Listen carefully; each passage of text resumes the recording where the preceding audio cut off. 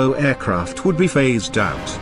Defense Minister Hans-Peter Doskozil's decision follows the advice of an expert commission that had studied options for securing the country's skies after 2020.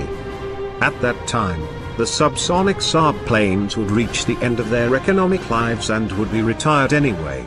And because the fleet of 15 Eurofighter Typhoons are of the early Tranche 1 generation, those aircraft also are considered militarily subpar in their current configuration and economically unsustainable.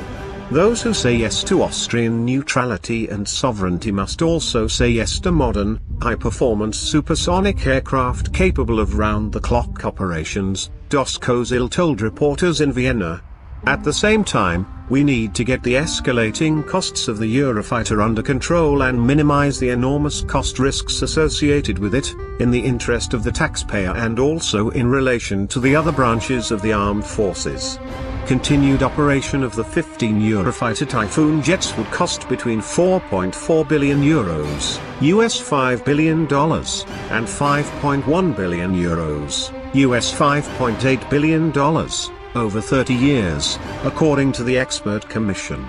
And that's without taking into account the specific cost risks associated with Tranche 1 or the costs for continued deployment of the Saab 105s, the panel said.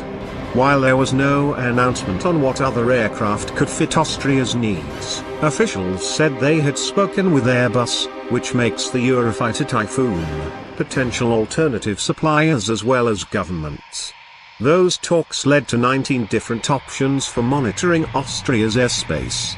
Eventually, the decision was made to go looking for a single-type fleet of supersonic planes,